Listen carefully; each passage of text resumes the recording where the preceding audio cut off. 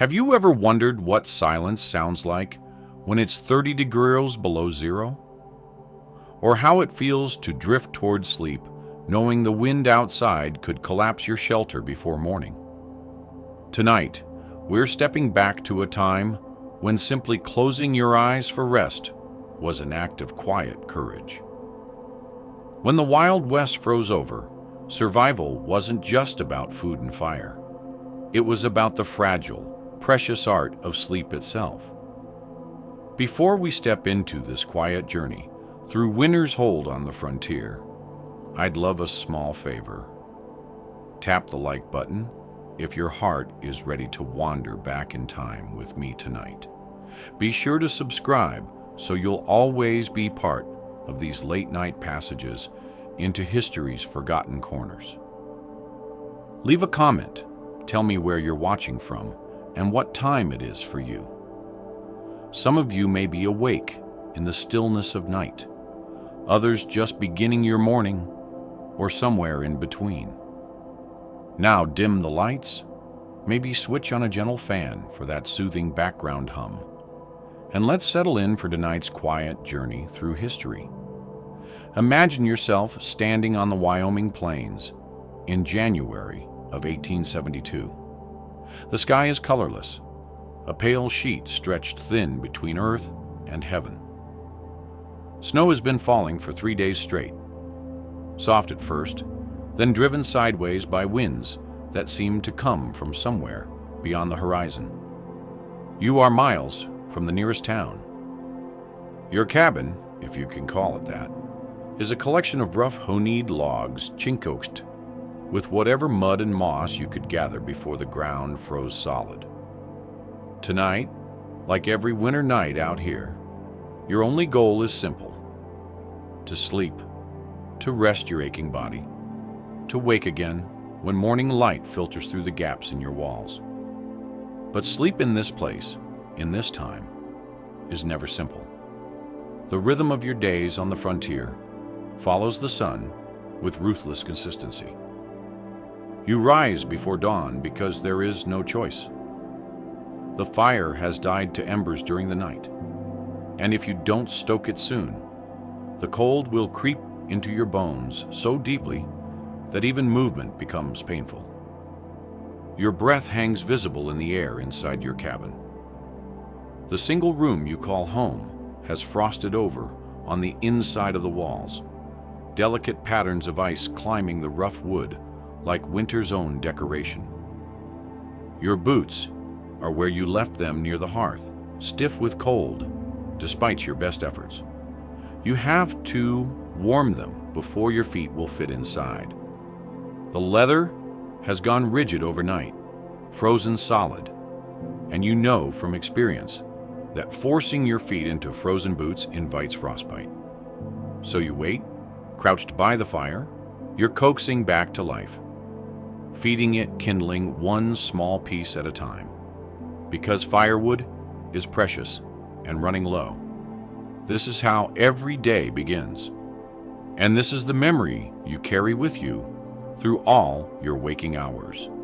The knowledge that tonight you will have to do it all over again. That before you can rest, you must prepare. That sleep itself has become work. Let us walk through what it means to seek rest in the frozen heart of the Wild West winter. Your cabin sits on a small claim in Montana territory, though it could just as easily be Dakota, Wyoming, or the high country of Colorado. The walls are logs, yes, but they were cut in haste during the brief building season, and they've settled unevenly.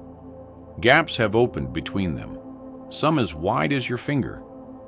And though you packed them with mud, moss, old rags, and even pages torn from the few books you owned, the wind still finds its way through. At night, lying on your narrow bed, you can feel the draft moving across your face like cold fingers exploring in the dark. The roof is layers of sod laid over rough planking. When it rains or snows, the sod grows heavy. Sometimes you wake to the sound of water dripping in the corners. Sometimes, small chunks of frozen earth fall onto your quilt. In the deepest cold, the entire roof freezes into a solid mass, which should be good, except that it also means any warmth from your fire rises up and melts the underside, just enough to create a perpetual state of dampness overhead. You have one window. It has no glass. Glass is expensive and far away, so you've covered the opening with oiled paper stretched over a frame. During the day, it lets in a pale, watery light. At night, it's just another place for the cold to seep in. So you've hung a scrap of canvas over it, adding one more layer between you and the killing cold outside. Your bed is not what people from the eastern cities would recognize as a bed.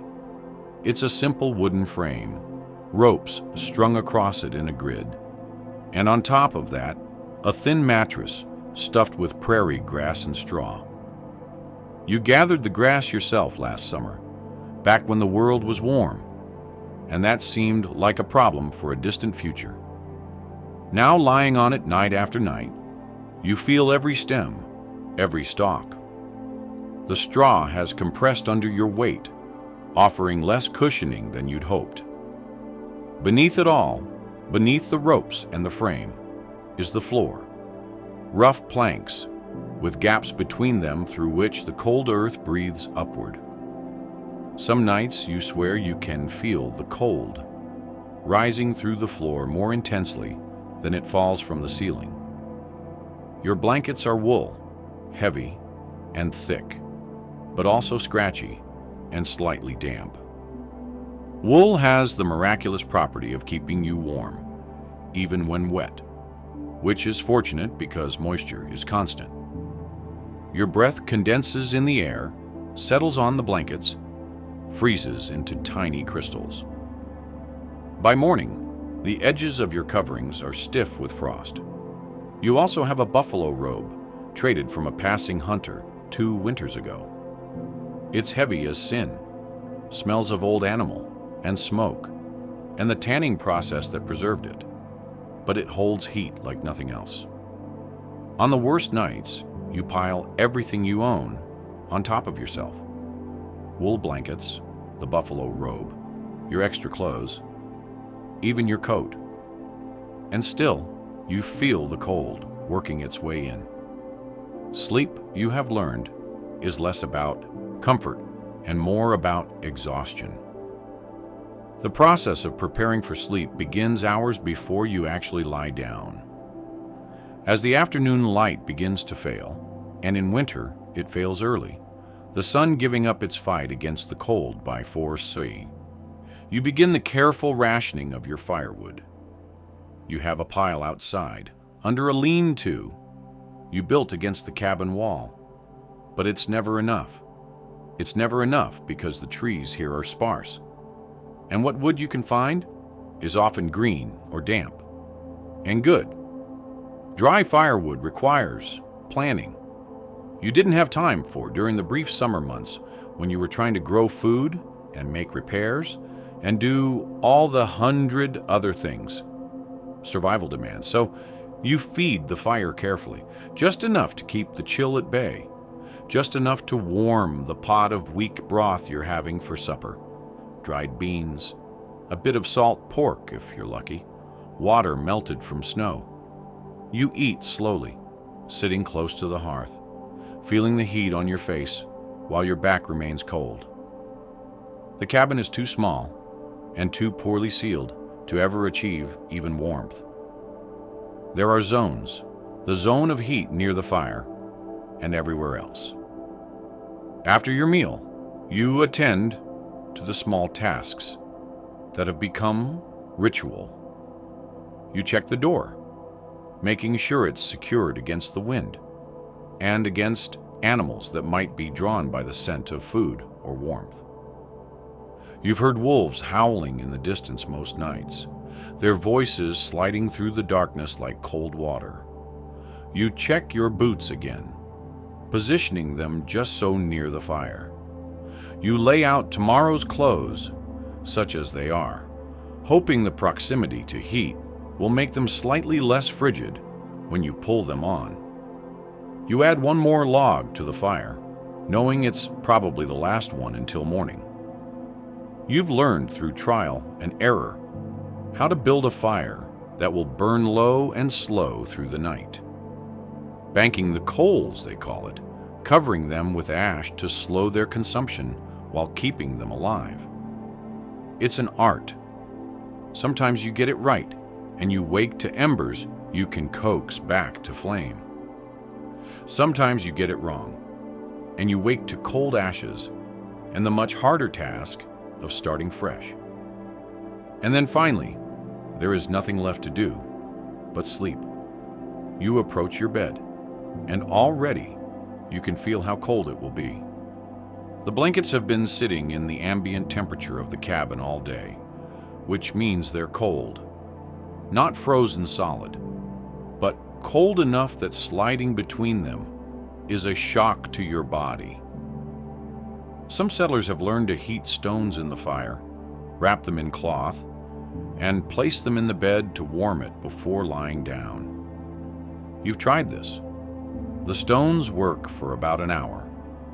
Then they're just heavy, cooling rocks, taking up space under your blankets. Still, sometimes you do it anyway because that first hour of warmth is worth the awkwardness later. You do not undress for bed. The idea of removing your clothes in this cold is absurd. You sleep in your wool shirt, your long underwear, your thick socks. Sometimes you even keep your trousers on. On the coldest nights, you've slept with your coat spread over you as an additional blanket and your hat pulled down over your ears. Modesty and comfort are luxuries for people who have heat to spare. You lie down, and the cold of the mattress seeps through your clothes immediately. You pull the blankets up, pile them high, and then you do what everyone does. You curl into yourself. You pull your knees up toward your chest. You tuck your hands under your arms or between your thighs. You try to make yourself as small as possible to conserve heat. Your breath frosts in the air above your face, and you pull the blankets up higher until just your nose and eyes are exposed. This is the position you'll maintain, more or less, for the next 8 or 10 hours. The sounds of night on the winter frontier are particular. The wind is constant, a low moan that rises and falls, but never quite stops. It finds every gap in your walls, every weakness in your structure, and it whistles through in tones that range from soft whisper to sharp shriek. The cabin itself makes sounds, the wood contracting in the cold, sharp cracks and groans that startle you, even though you've heard them 100 times. Sometimes snow slides off the roof with a soft whimp that makes you wonder if the whole structure is collapsing. And then there are the animal sounds. The wolves, yes, but also coyotes, closer than you'd like. The occasional eerie scream of a mountain lion, rare but unmistakable. The skittering of mice in your walls, seeking the same warmth you are. You've made peace with the mice. They're just trying to survive too. Sleep does not come easily. Your body is tired, exhausted really, from the endless labor of frontier life. But your mind resists. There's a low-level anxiety that accompanies every winter night, awareness that you are vulnerable. The fire could go out. The temperature could drop even further. A storm could blow in, trapping you inside for days. These thoughts circle like the wolves outside, and you have to breathe through them, slow and steady, willing yourself toward rest. Sometimes you share this space. If you're a family, there might be children sleeping in the same room, tucked into corners, or sharing pallets on the floor. Married couples sleep together, their combined body heat a precious resource. In the mining camps and cattle towns, in the bunkhouses where workers crowd together during the winter months, men sleep shoulder to shoulder on narrow bunks stacked 2 or 3 high. Privacy is non-existent. The sound of other people breathing, coughing, shifting in the night becomes its own kind of lullaby. Strange but human. A reminder that you're not alone in the dark. Those who travel alone have it worst. The cowboy bedding down on the open prairie, his horse tied nearby, his bedroll laid on frozen ground. He's built a small fire, cooked his beans, and now he lies down fully clothed, pulling his blanket and slicker over himself, his saddle as a pillow. The ground beneath him is so cold, it feels like it's pulling the heat from his body. He'll sleep fitfully, waking every hour or so to check the fire, to listen for threats, to simply confirm that he's still alive. The frontier sleeper learns certain truths that people in warmer places, safer places, never have to learn. Sleep is not rest so much as temporary surrender. Your body demands it, and so you comply. But you never quite let go. You're always partially aware, partially alert. The part of you that listens for danger never fully quiets. And there are real dangers. Frostbite can claim fingers, toes, noses, while you sleep, if you're not careful. Carbon monoxide from a poorly ventilated fire can kill an entire cabin of people before morning. Hypothermia makes you sleepy, even as it's killing you. And the line between sleep and death becomes terrifyingly thin when the temperature drops low enough. You've heard stories of travelers found in the spring, curled in their blankets, as if sleeping peacefully, frozen solid. So you monitor yourself, even in half consciousness. Are your feet numb? Can you still feel your hands? Is the cold making you confused? Making you want to remove your blankets and clothes? That's a bad sign. That means you need to move, to wake up, to do something. The nights are long in winter. The sun sets early and rises late, leaving 15 or 16 hours of darkness. You can't stay awake for all of it. The candles and lamp oil are too precious to burn for light. And there's nothing to do in the dark anyway, except sleep. So you sleep in shifts sometimes. Doze for a while, wake up, tend the fire, sleep again. It's fragmented, unsatisfying, but it's enough. It gets you through. Some nights are worse than others. When a true blizzard comes, the wind screams, and the cabin shakes, and snow piles up against your door so high you couldn't open it if you tried. Those nights, you simply endure. You keep the fire going as best you can. You stay under your blankets, and you wait. There's nothing else to do. The world outside has become hostile in a way that's almost abstract. It's not malicious, it's just indifferent. And that indifference could kill you as easily as breathing. But here's the strange thing. You do sleep. Despite everything, despite the cold and the discomfort and the fear, your body eventually surrenders. Exhaustion is powerful. After walking through snow all day, after chopping frozen wood, after struggling with frozen water and frozen tools, and the 1,000 small battles that make up a winter day on the frontier, your body demands rest. And so you give it, however imperfectly. And when you finally drift off somewhere, in those cold hours before dawn, there's a moment, just a moment, when the discomfort fades. When your body's warmth, trapped beneath layers of wool and hide, reaches a kind of equilibrium with the cold. When the sounds of the night become ambient background, almost soothing in their consistency. When you sink into something that approximates real sleep. Your dreams, when they come, are often of warmth, of summer, of places you left behind, where houses had real walls and real windows and stoves that heated every room. Sometimes you dream of food, of meals you haven't eaten in months. Sometimes you dream of people, faces you missed, voices you'd almost forgotten. And then, always too soon, you wake. The fire is low or dead. The cabin is even colder than when you fell asleep. Your body aches from lying in one position, from the poor support of your makeshift mattress, from the general accumulation of cold in your joints and muscles. But you're alive. You made it through another night. You push back the stiff blankets.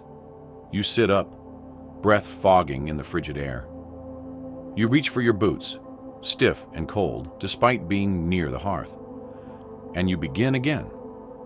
This is the rhythm of winter sleep on the frontier. Not restful, not comfortable, but sufficient. Enough to keep you going.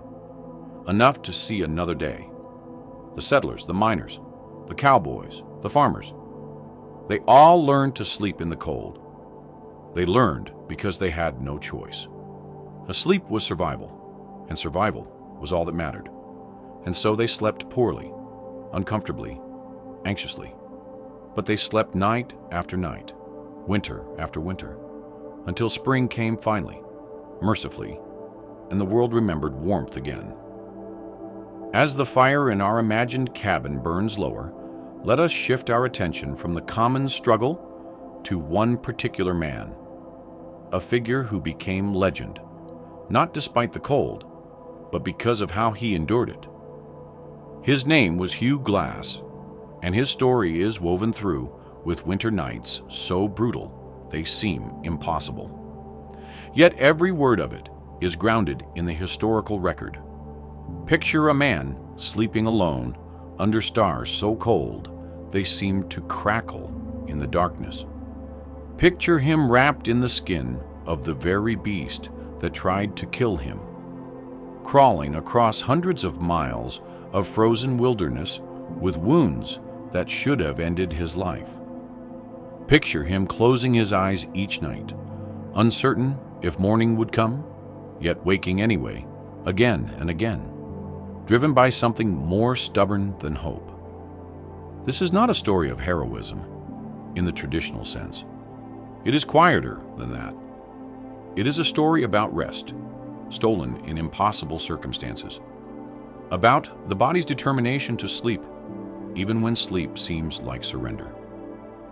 Hugh Glass was born around 1783 in Pennsylvania, though the details of his early life blur into the kind of uncertainty that surrounds many frontier figures. What we know is that he lived a life of movement and danger long before the incident that made him famous. He spent time at sea, possibly pressed into service on a pirate vessel. The records are unclear, as they often are for men who lived on the margins of civilization. Later, he was captured by Pawnee people and lived among them for several years, learning their ways, their language, their methods of survival in landscapes that killed unprepared men with casual regularity. By 1823, Glass had found work as a fur trapper and guide, joining Major Andrew Henry's expedition up the Missouri River into what is now South Dakota and Montana. He was around 40 years old by then, which made him practically ancient by frontier standards. Most trappers were young men, expendable and hungry for fortune. But Glass had something the young men lacked: experience. He knew how to read weather, how to find water, how to sleep light and wake fast when danger approached. The fur trapping expeditions of this era were exercises in controlled desperation. Groups of men would push deep into unmapped territories, seeking the beaver pelts that wealthy Europeans craved for their hats.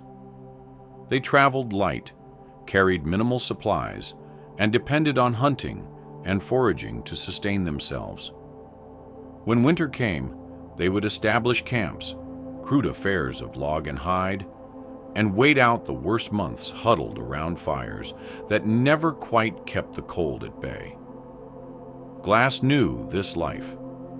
He'd spent winters in temporary shelters that were barely shelters at all. Lean-tos constructed from branches and buffalo hide, or simply hollow spaces beneath fallen trees where a man could press himself against the trunk and pile snow around the opening to trap what little heat his body produced.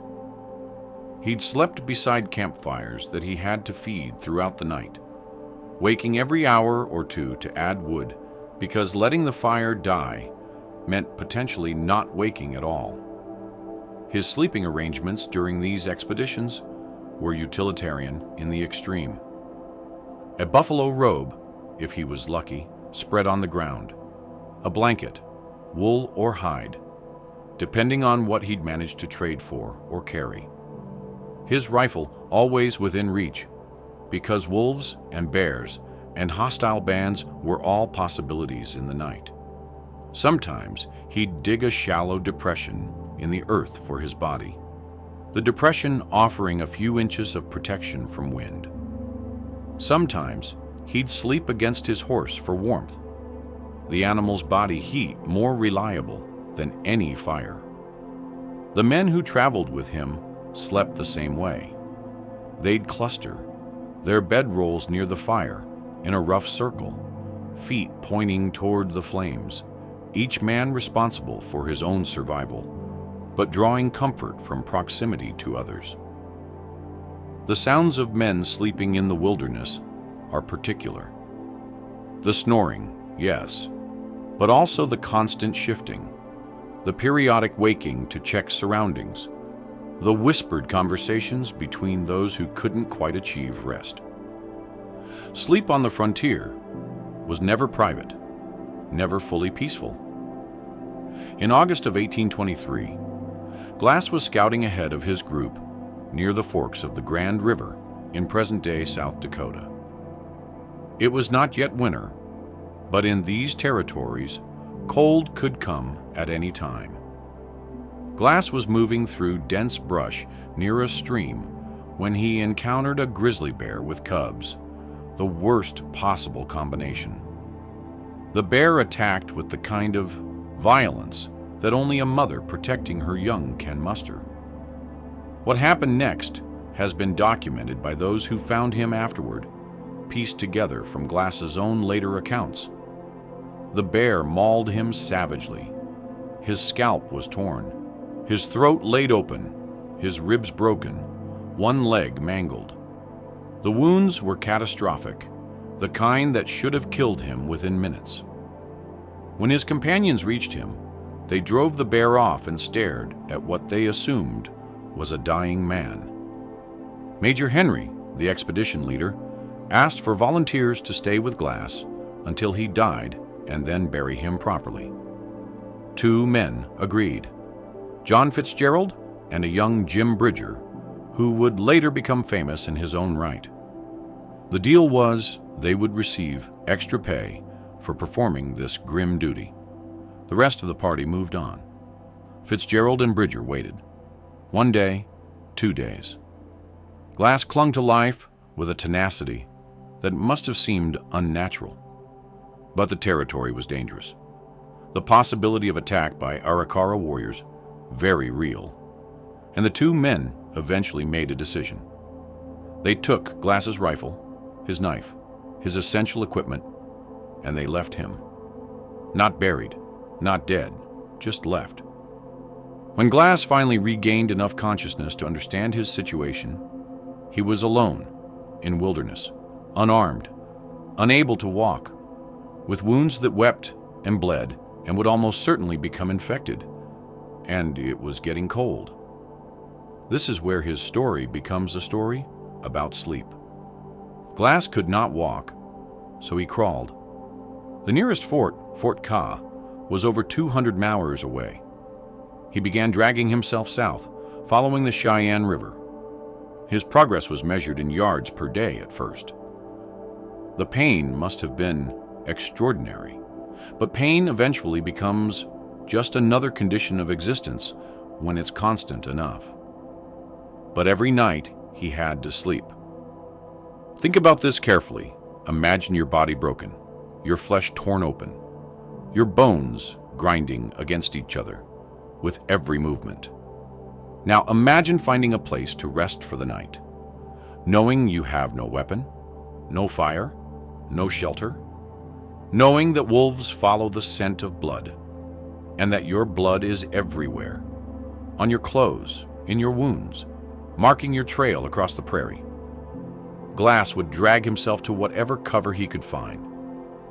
Sometimes it was a cluster of bushes, sometimes a depression in the land where he'd be slightly less visible, sometimes nothing at all, just his spot where exhaustion overtook him and he simply stopped moving. He had no blanket. His clothes were whatever he'd been wearing when abandoned, now torn and fouled. So he did what the truly desperate do. He used what was available. He found the carcass of the grizzly bear that had attacked him.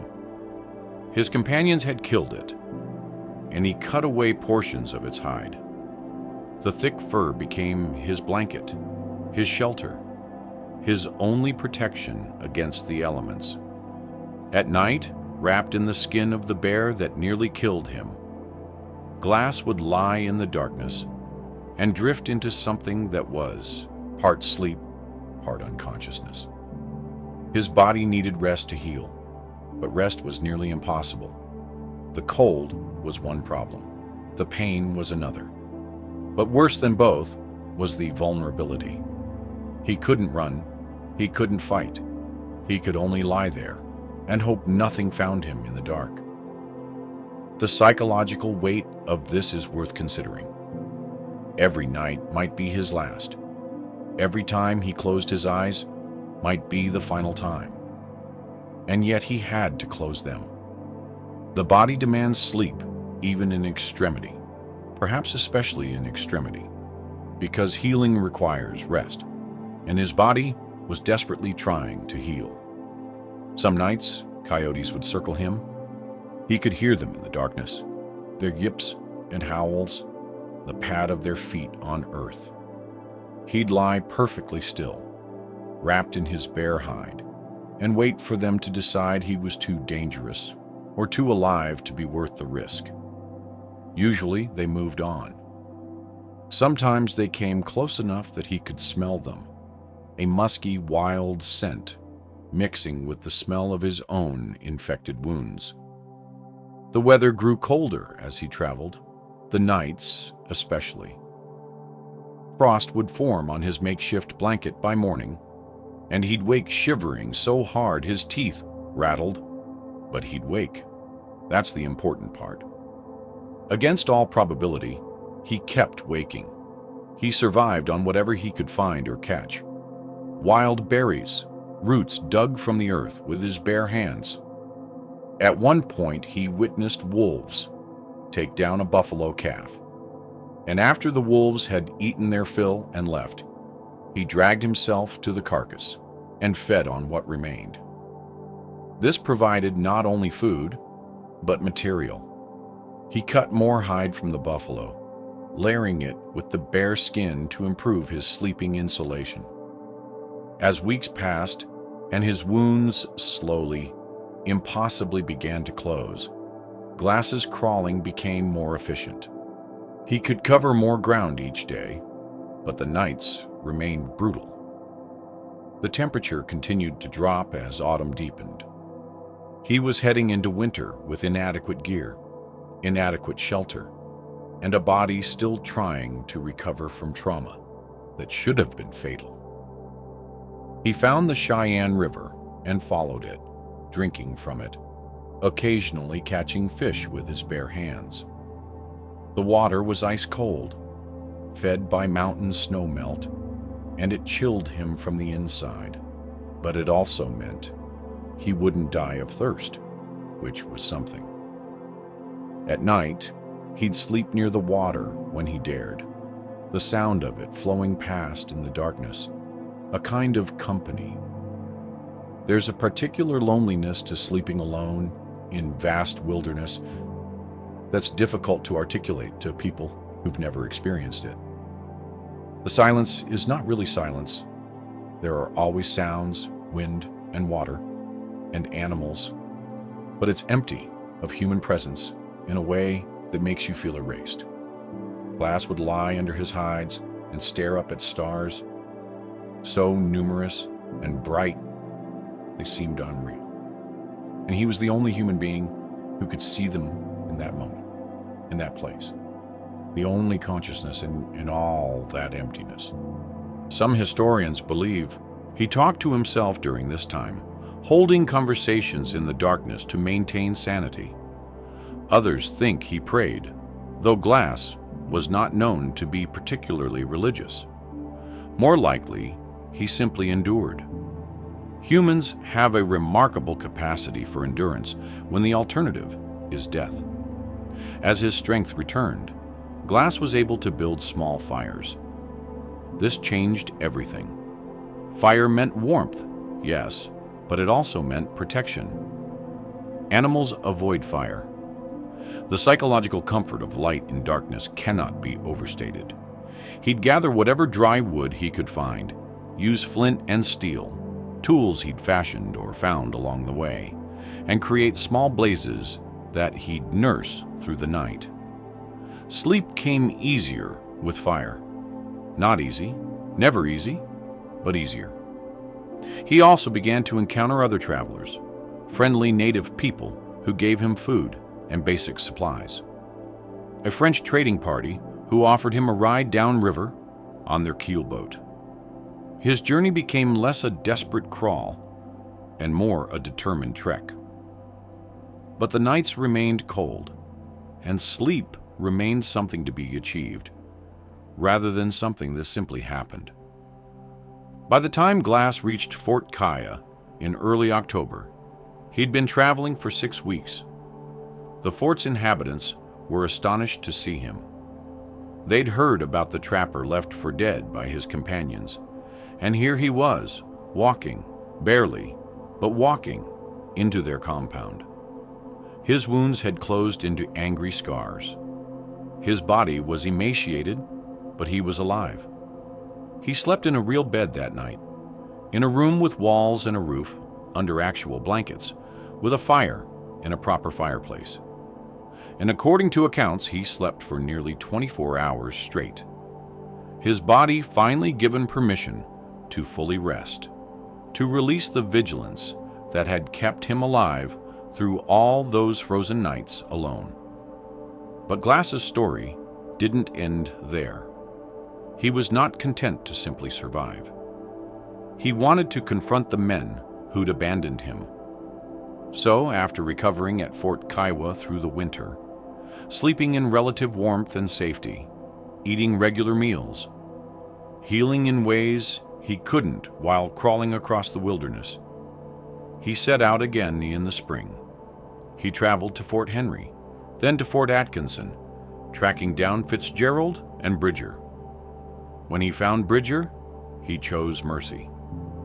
The boy had been young and likely coerced by the older Fitzgerald, but he never found Fitzgerald to exact whatever revenge he'd imagined, and eventually Glass let it go. He returned to the life he knew, trapping, guiding, surviving. Glass continued working the frontier for another decade. He survived other close calls, other harsh winters, other nights sleeping rough in impossible conditions. In 1833, he was killed, along with 2 companions, in an attack by Arikara warriors near the Yellowstone River. He was around 50 years old. He'd outlasted most men who lived his kind of life by 20 years. But it's that winter of 1823, that impossible crawl, that defines him in history. Not because of the violence he survived, but because of the quiet persistence he demonstrated night after night, choosing to rest despite having every reason to give up. closing his eyes wrapped in bare hide under cold stars, alone and broken, and yet waking to drag himself a little farther. Sleep for Hugh Glass was not comfort. It was not peace. It was simply the body's refusal to quit.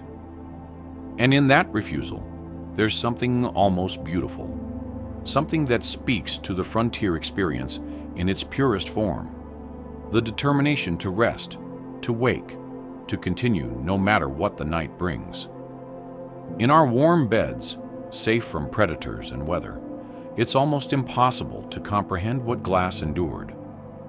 But perhaps as we drift toward our own rest tonight, we can carry with us the image of a man who slept in conditions that should have killed him and woke anyway, who found rest in restlessness, who survived one impossible night after another, until finally those nights became days, and days became years, and his story became legend. The frontier demanded so much from those who crossed it, but perhaps the cruelest demand was this: that even in the midst of trauma and danger and cold that cut to the bone, the body still required sleep, still needed those hours of vulnerability and stillness. And somehow, against everything, people like Hugh Glass found ways to give their bodies that rest. Brief, broken, insufficient, but enough. Always barely enough. As we drift further into the winter night, let us turn from the known toward the edges of mystery. The frontier was a place where practical survival met ancient traditions, where European settlers encountered ways of living they didn't understand, and where the simple act of sleep became woven with folklore, dreams, and practices that blur the line between the physical and the spiritual. There are questions about winter sleep in the Wild West that have no clean answers. Fragments of diaries, archaeological findings in abandoned homesteads, stories passed down through generations. All of these hint at a sleep culture that was far stranger and more complex than simple exhaustion and cold blankets might suggest. Let us wander through these mysteries together gently, as one might walk through a winter landscape where the familiar suddenly becomes strange in the moonlight. The teepee, an engineering marvel wrapped in spiritual practice. The Plains tribes, Lot, Cheyenne, Arapjo, and others, had been surviving winters in this landscape for thousands of years before European settlers arrived. They possessed knowledge that the newcomers desperately needed, but often failed to fully learn. And much of that knowledge centered around the tipi, a structure so ingeniously designed for winter survival that it remains somewhat mysterious even today. A properly constructed teepee is not simply a tent. It's a carefully engineered environment that works with fire, wind, and temperature in ways that seem almost magical until you understand the physics involved. The conical shape sheds snow and wind with remarkable efficiency, preventing accumulation that could collapse the structure. The adjustable smoke flaps at the top create a venturi effect, drawing smoke up and out while pulling fresh air in from the bottom. The liner, a second layer of hide suspended inside, creates an insulating air pocket and directs cold drafts down and out beneath the edges. The construction itself was a feat of knowledge passed down through generations. The poles were cut at specific times of year from specific trees, treated in ways that made them both flexible and strong. The hides were tanned using methods that left them breathable, yet weather-resistant. The whole structure could be assembled or dismantled in under an hour by a skilled family. Yet when properly erected, it could withstand winds that would flatten a settler's cabin. But here's where it becomes mysterious. Native peoples would sleep in these teepees through winter nights that regularly dropped below zero. And by many accounts, they slept well, better than the settlers in their log cabins. How? Archaeological work on historical tipi sites has revealed some answers. The positioning of the sleeping areas was precise. Never directly beneath the smoke hole, where cold air would fall, but along the back curve where the liner created the warmest pocket. Families would sleep on raised platforms of willow branches covered with buffalo robes, lifting them off the frozen ground. The fire in the center, carefully tended through the night, created a surprisingly even heat distribution that the conical shape amplified. The layering of sleeping materials followed principles that modern sleeping bag designers would recognize. Buffalo robes provided insulation that trapped air while wicking away moisture. The willow platforms allowed air circulation underneath, preventing the deadly cold that came from direct contact with frozen earth. Some accounts speak of 4 or 5 layers of hides and furs arranged in a specific order that maximized warmth while minimizing weight. But there's more to it than engineering. The anthropological record speaks of sleep rituals, of the songs sung before bedding down, of the careful orientation of beds according to cardinal directions. These weren't superstitions, or perhaps they were, but they were superstitions that encoded real survival knowledge. Sleeping with your head to the west, away from where the coldest winds came from, wasn't just tradition. It was practical. The evening routine itself was a carefully choreographed affair. As darkness fell, the fire would be built up and stones would be heated. These stones would be placed around the sleeping area, radiating warmth through the night. Children would be bundled first, placed in the warmest spots. Adults would arrange themselves around the perimeter, their bodies creating an additional windbreak for the young and elderly. And then there are the dream practices. Many plains cultures placed enormous spiritual significance on winter dreams. The long nights were seen as a time when the barrier between the physical and spirit worlds grew thin. People would prepare themselves for significant dreams by fasting, by prayer, by sleeping with sacred objects, medicine bundles, specific stones, feathers, placed beneath their heads or nearby. Young men would sometimes separate themselves from the main camp, sleeping alone in smaller structures, or even out on the prairie, seeking vision dreams that would guide their lives. This practice was particularly common in winter, when the harshness of the environment was believed to strip away the superficial and reveal deeper truths. The question that haunts researchers is this: were these dreams purely spiritual experiences? Or were they also affected by the physical conditions of winter sleep? The smoke from fires burned throughout the night, the reduced oxygen in sealed winter tipis, the mild hypoxia from sleeping at altitude in mountain winter camps, the nutritional deficiencies that set in as winter stores dwindled. All of these could produce altered states of consciousness, vivid dreams, even mild hallucinations. There are accounts in missionary journals and trader diaries of native people describing winter dreams of extraordinary vividness.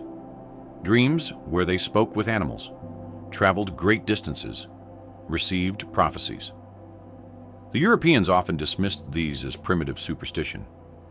But modern sleep researchers reading these same accounts recognize descriptions that sound very much like lucid dreaming, sleep paralysis, and hypnagogic hallucinations. What if the winter sleep culture of the plains tribes had over generations learned to work with the altered consciousness that harsh winter conditions naturally produced?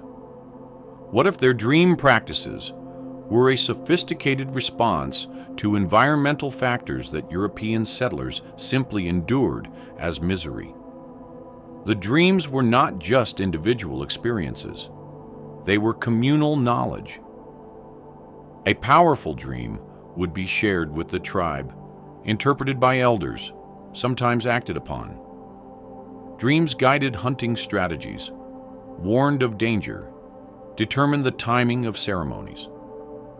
In this way, sleep became not just rest, but a form of tribal intelligence gathering, a way of accessing knowledge that waking consciousness couldn't reach.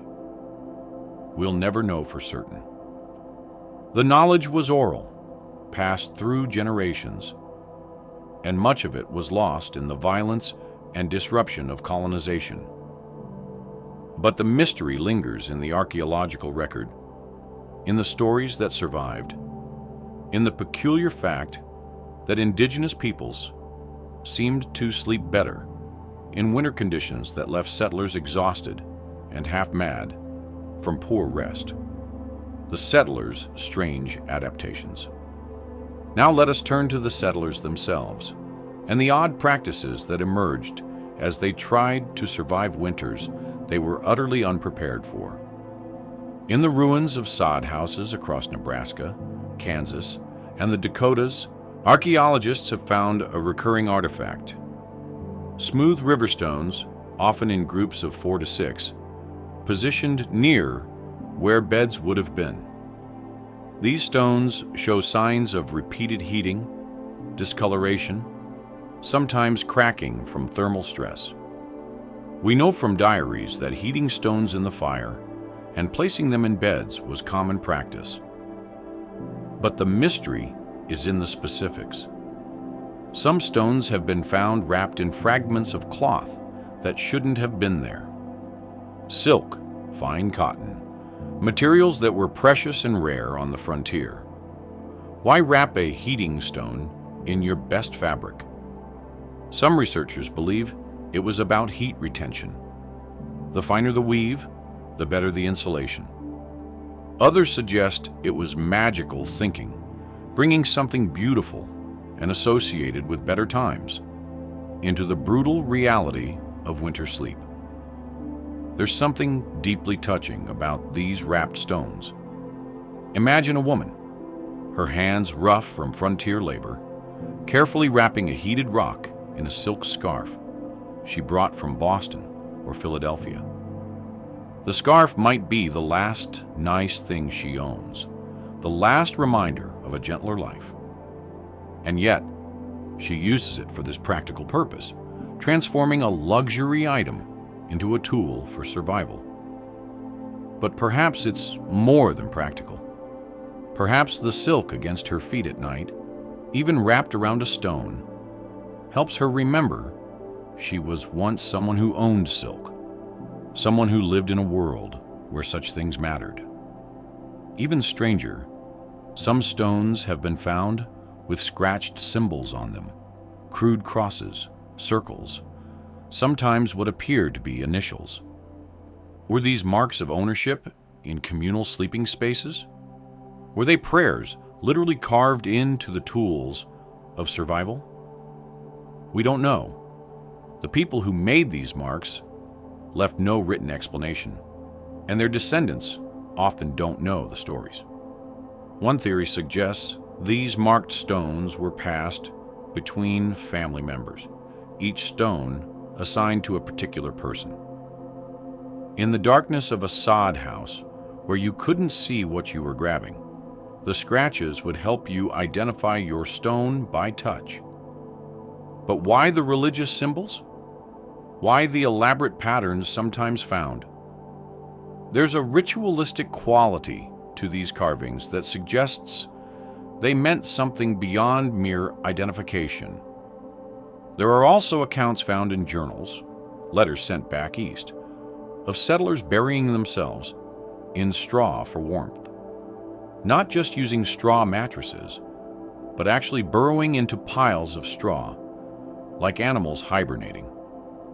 This practice appears most commonly in areas where settlers had arrived too late to properly construct shelters before winter hit, or where early storms destroyed the inadequate structures they'd managed to build. One woman's diary from Kansas, dated 1869, describes her family spending 2 weeks living, as the mice do, in a massive pile of prairie hay they'd gathered, with just a small opening for air and a carefully managed tiny fire. She writes of the strange dreams they all had, of how time seemed to become confused, of waking and not knowing if it was day or night. She writes of her children giggling in the darkness, treating it as an adventure, even as she was terrified they'd suffocate or burn. Her entries during those 2 weeks have a dreamlike quality themselves. She describes conversations she's not sure really happened. She writes about hearing music that couldn't have been there. At one point, she's convinced that several days have passed, only to learn from her husband that it's been less than a day. The sensory deprivation of being buried in straw, combined with the poor air quality and the constant low-level fear, seems to have produced an altered state of consciousness. They survived. Many families in similar situations didn't, but we don't have their diaries. The mystery here is one of adaptation versus desperation. At what point does a survival strategy become something else? A new way of living that's neither European nor indigenous, but something born from the frontier itself. The settlers who buried themselves in straw weren't following advice from their farming traditions in Europe. They were improvising, trying anything, becoming something other than what they'd been. Death sleep nights. There's a phrase that appears in multiple frontier diaries and letters, always in reference to winter. Death sleep nights. The phrase is used without explanation, as if the writer assumes the reader will understand. But we don't. Not fully. From context, these seem to have been nights of such extreme cold that sleep became dangerous. Nights when the temperature dropped so low that not waking up became a real possibility. Some entries suggest that on these nights, families would take turns staying awake, watching each other, making sure everyone kept breathing, checking for signs of frostbite or hypothermia. The preparations for a death sleep night were elaborate. Every crack in the cabin would be stuffed with rags, cloth, even newspaper when available. The fire would be built up as high as safely possible. All the blankets, quilts, and spare clothing in the household would be piled on the sleeping family. Sometimes, multiple families would crowd into one cabin, sharing body heat and resources, but other entries suggest something stranger. They speak of a quality to the sleep itself on these nights, a depth, a heaviness, a sense that those who slept were going somewhere far away. One Montana homesteader writes of his wife on a death sleep night in January 1875. She sleeps so deep, I must shake her hard to wake her. Her breath is slow. When she wakes, she speaks of walking in summer fields she knew as a child in Ohio. She is confused and thinks she is 8 years old again. It takes her time to return to herself.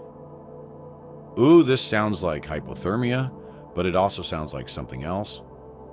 The way extreme cold can slow metabolism, can create a state that's almost hibernation-like in humans who aren't supposed to be capable of hibernation. The body pushed to its limits, finding strange adaptations. There are accounts of people waking from death, sleep nights, with no memory of the night at all, as if those hours had been erased from their minds. Others report dreams of such vividness that they seemed more real than waking life.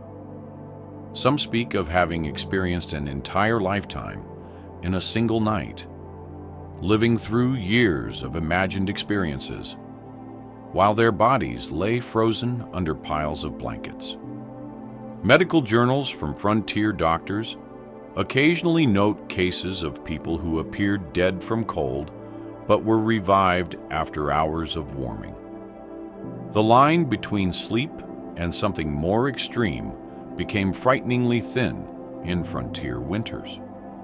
And the cultural response was this phrase, "death sleep nights," acknowledging the danger while also normalizing it, making it just another part of winter survival. The phrase appears in letters sent back east, often causing alarm among recipients who didn't understand the frontier context.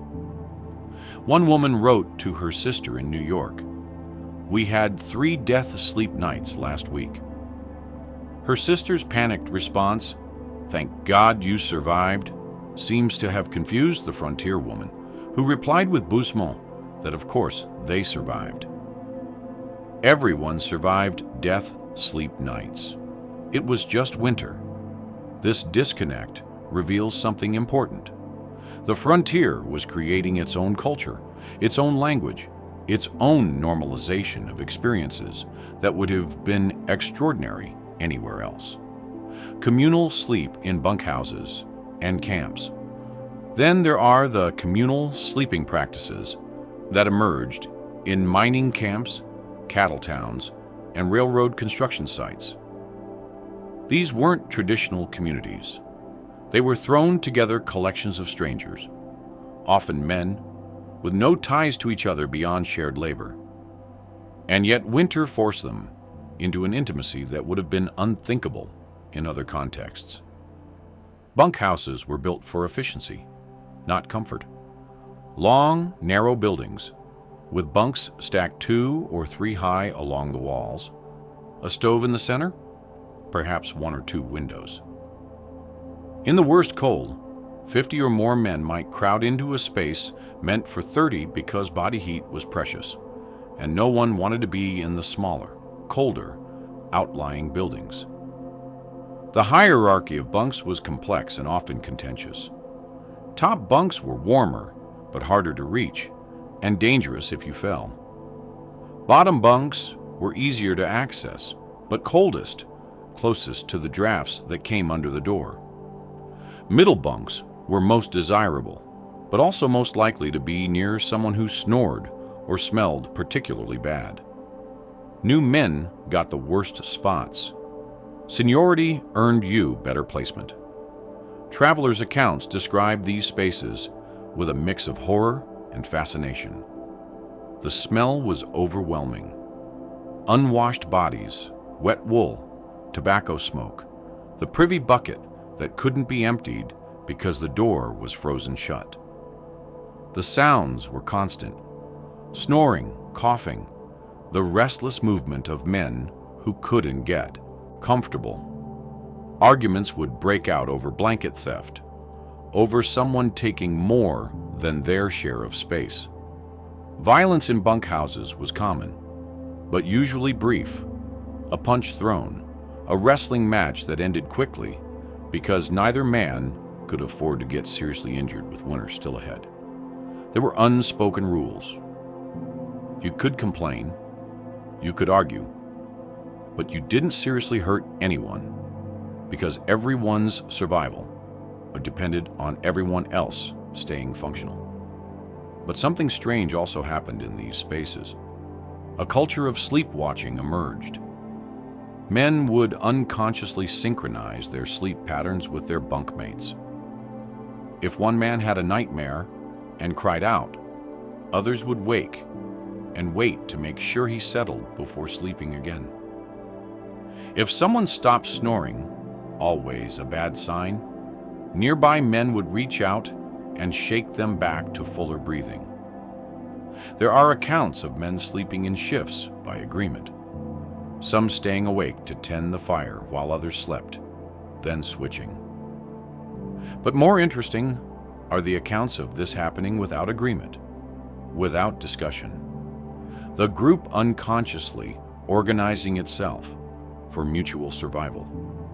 One railroad worker in Wyoming wrote about waking in the night and realizing that men were awake and keeping watch in a pattern, even though no one had discussed it.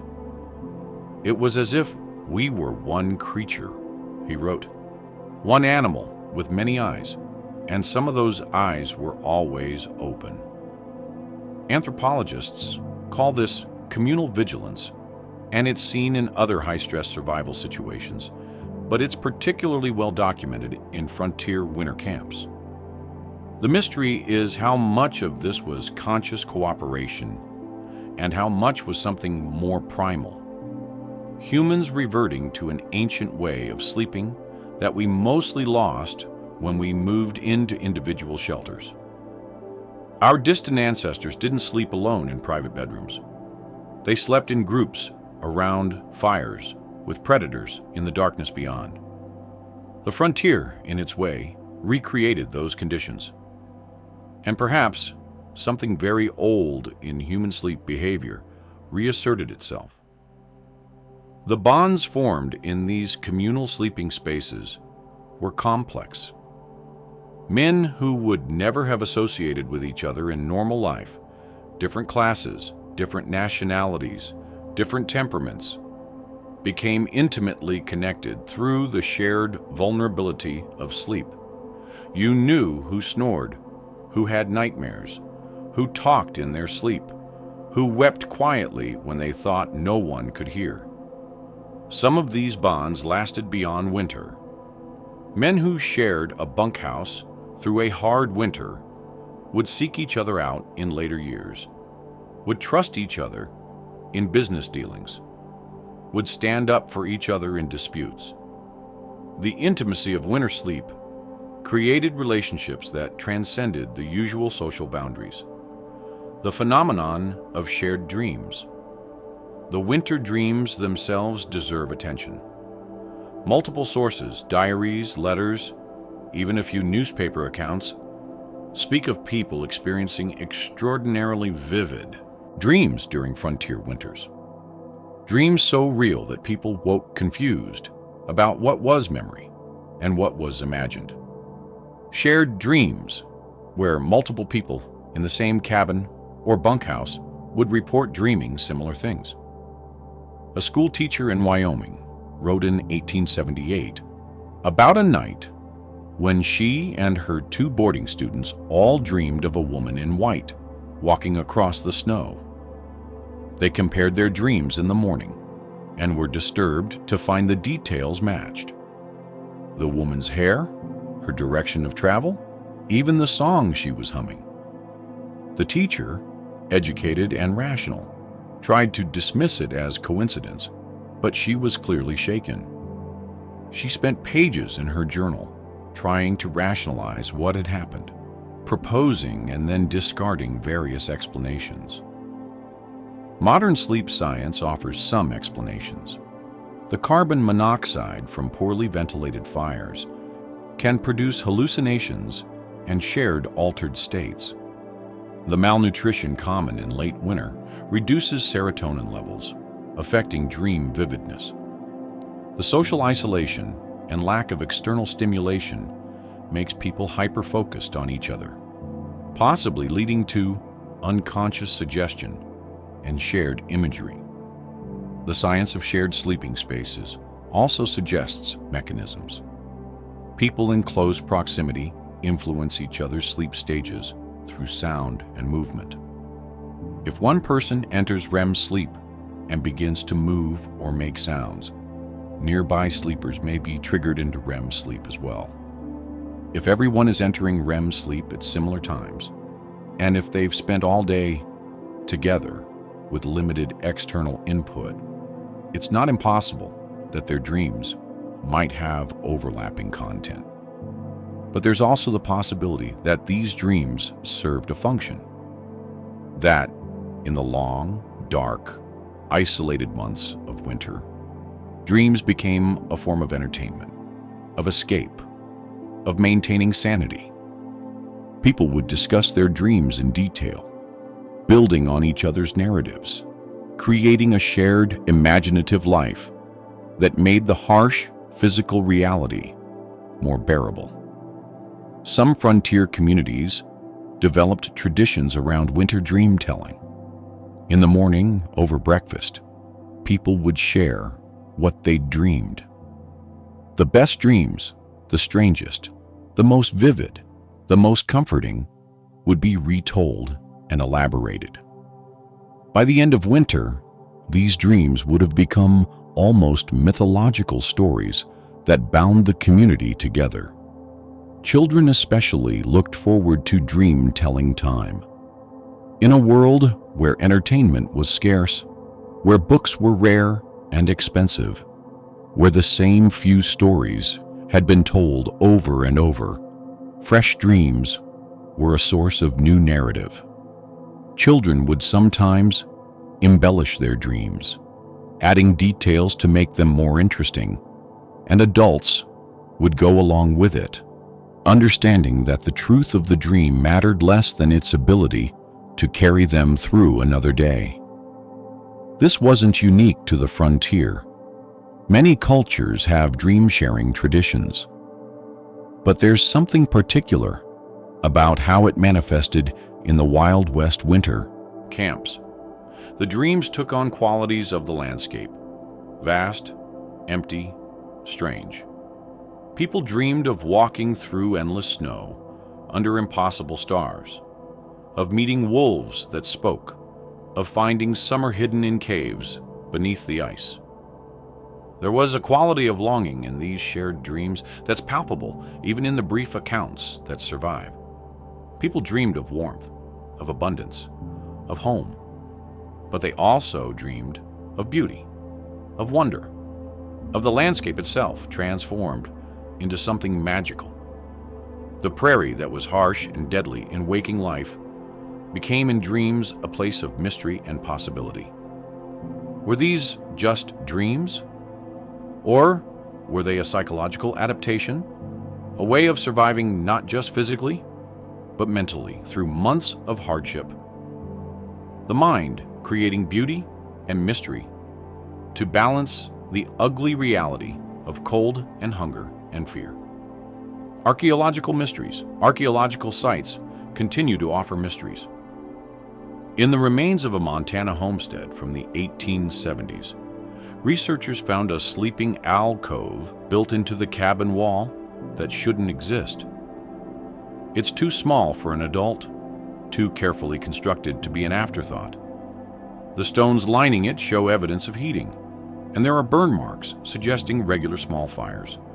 But it's positioned in a way that makes no sense for a child's bed. Too close to the ceiling, almost like a shelf. The alcove is barely 5 ft long and less than 3 ft wide. An adult would have to curl into a near fetal position to fit. Yet it's lined with river stones that have been carefully mortared into place, a level of construction effort that seems excessive for such a small space. The burn mark suggests someone regularly built small fires inside this alcove, which seems incredibly dangerous given the confined space and proximity to wooden timbers. The current theory is that someone, likely a woman, based on artifacts found nearby, slept there. But why? The elevated position would have been warmer as heat rises, but it would also have been more dangerous, more exposed to smoke. It's a mystery of priorities, of what drove someone to construct this strange sleeping space. One possibility is claustrophobia reversed, that someone found comfort in the tight womb-like space. Another is that someone was ill or injured and needed to be separated from the rest of the family, but kept warm. A darker possibility is that it was a hiding place, somewhere to retreat from an abusive situation, though this is pure speculation. Similar oddities appear in other sites. Sleeping quarters dug into the ground beneath cabins, accessible only by ladder, tiny enclosed spaces built inside larger rooms like boxes within boxes. Were these responses to specific conditions or signs of psychological stress manifesting in strange architecture?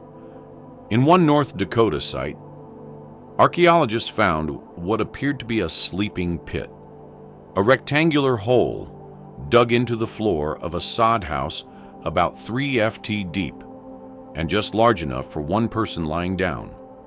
The walls of the pit were lined with prairie grass, and there were remnants of a wooden cover that could be pulled over the top. The person sleeping in this pit would have been below ground level in complete darkness when covered, surrounded by earth on all sides. Why would someone construct and use such a space? The only explanation that makes sense is extreme cold. Being partially buried would have provided insulation, and the earth itself maintains a more stable temperature than air. But the psychological implications are troubling. Choosing to be buried alive each night rather than face the cold above ground. We find the artifacts of sleep, but struggle to understand the experience. The heated stones, the elevated aloves, the shared bunks, the underground sleeping pits, they tell us people were desperately trying to survive winter nights. But the exact texture of that experience, the way it felt to be inside those moments, remains just out of reach. The weight of darkness. Perhaps the deepest mystery is how people mentally survive the darkness itself. Modern humans, accustomed to electric light, can barely imagine what true winter darkness meant on the frontier. From 4 or 5 in the afternoon until 7 or 8 in the morning, 15 hours of darkness. And you couldn't afford to burn candles or lamp oil for all those hours. So most of that time was spent in darkness, with only the dim glow of banked coals for light. What do you do with 15 hours of darkness, night after night, for 4 or 5 months? You can't read. You can't work. You can only talk for so long. So you sleep, but no one sleeps. 15 hours a night, even in winter. Historical sleep patterns before electric lighting were different from modern patterns. People would sleep in 2 phases, first sleep and second sleep, with a period of quiet wakefulness in between.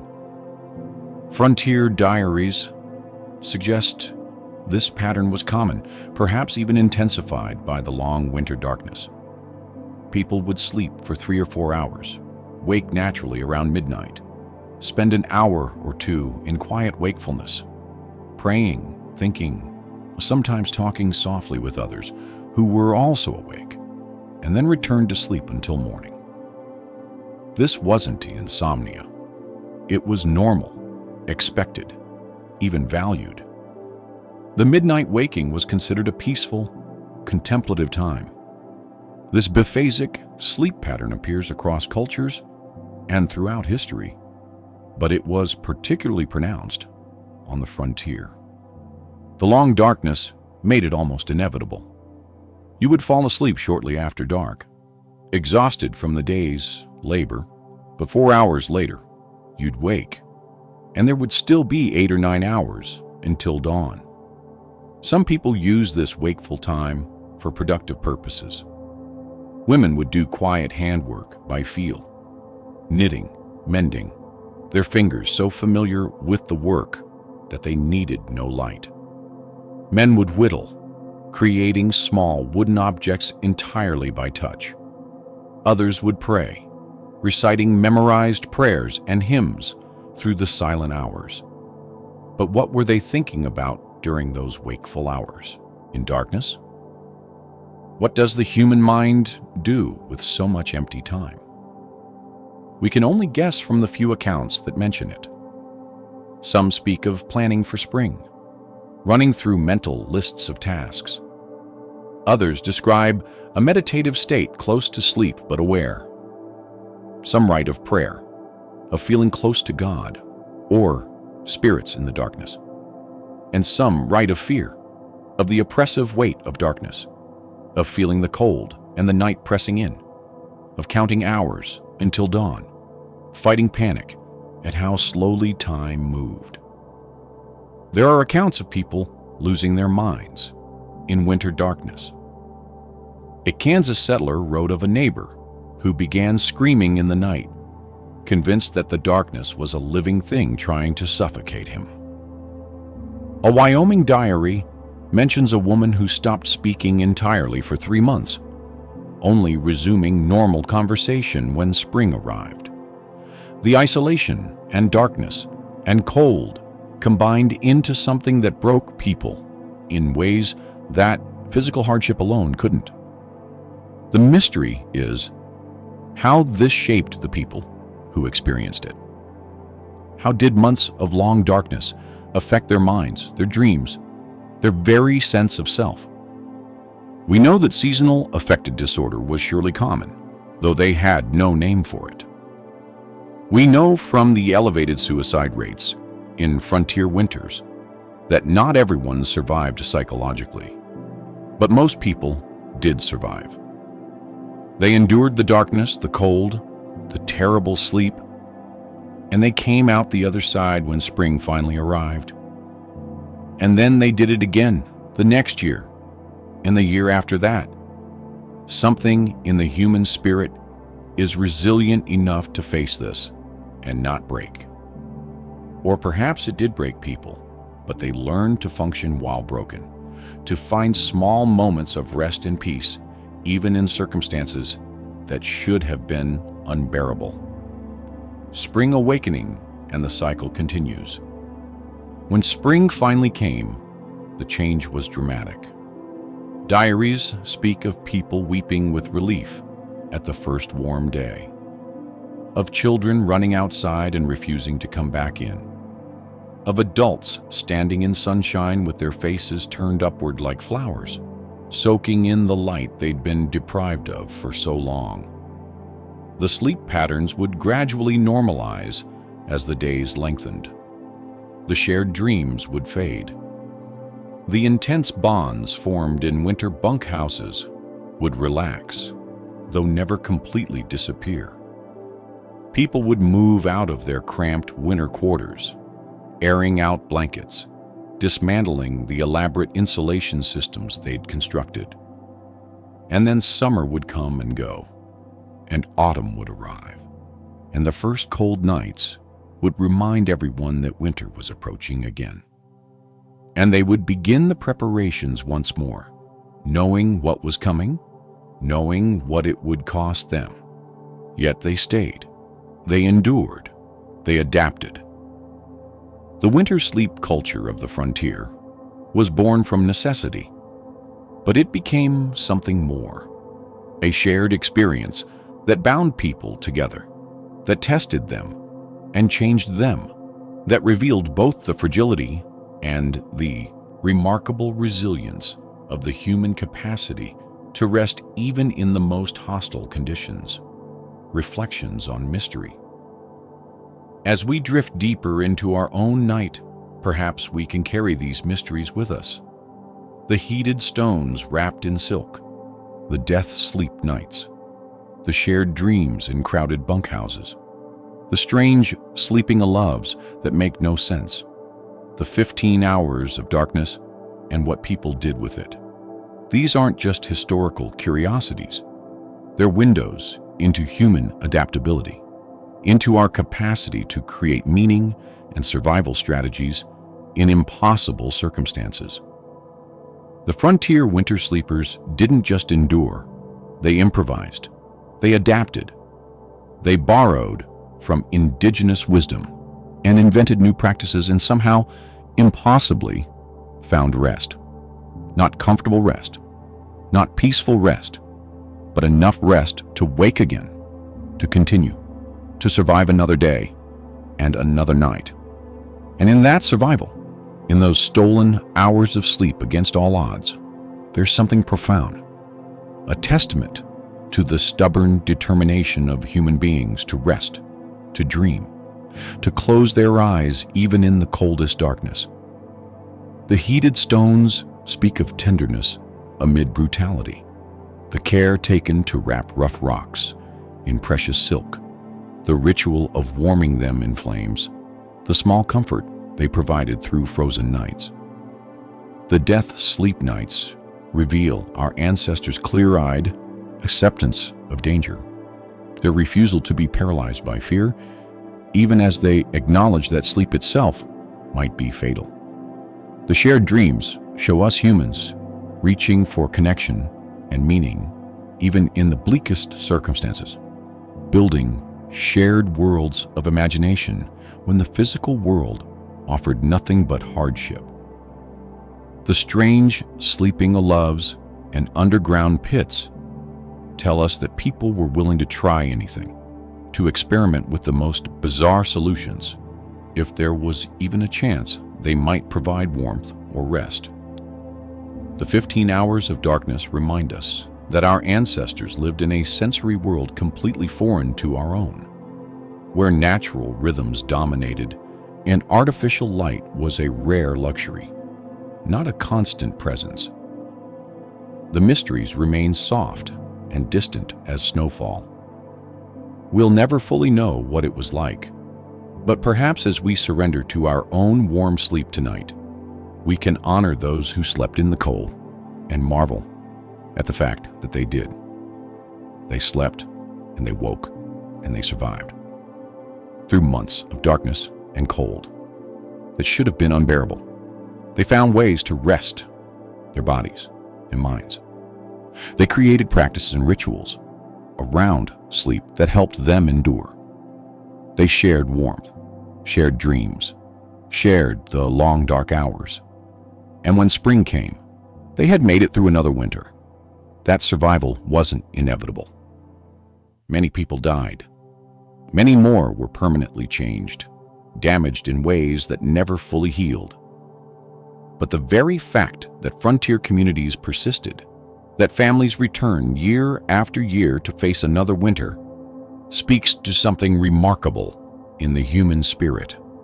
We are creatures who need rest, who must sleep even in impossible conditions.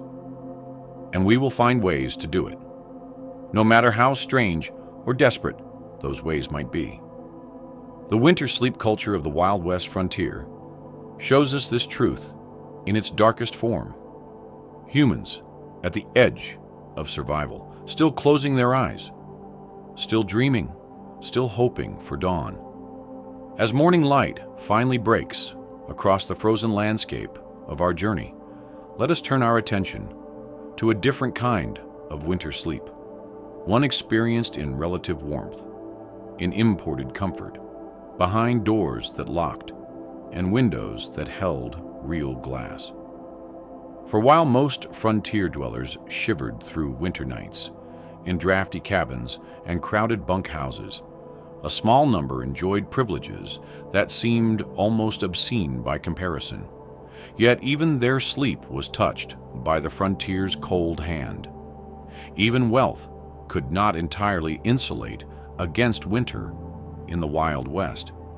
And in the contrast between their experience and that of the common sleeper, we find the full shape of frontier life, its inequalities, its fragilities, its strange moments where privilege dissolved and everyone became equally human against the cold. In Denver, in the winter of 1875, the newly constructed Brown Palace Hotel stood as a monument to civilization's conquest of the wilderness. Its grand opening had been delayed by weather. Early snows made construction impossible, but by December, it welcomed its first guests to rooms that promised comfort unimaginable to those living just a few miles outside the city limits. The hotel's sleeping rooms were furnished with brass bedsteads shipped from Chicago, mattresses stuffed with genuine goose down rather than prairie straw, and quilts stitched by professional seamstresses rather than patched together from scraps.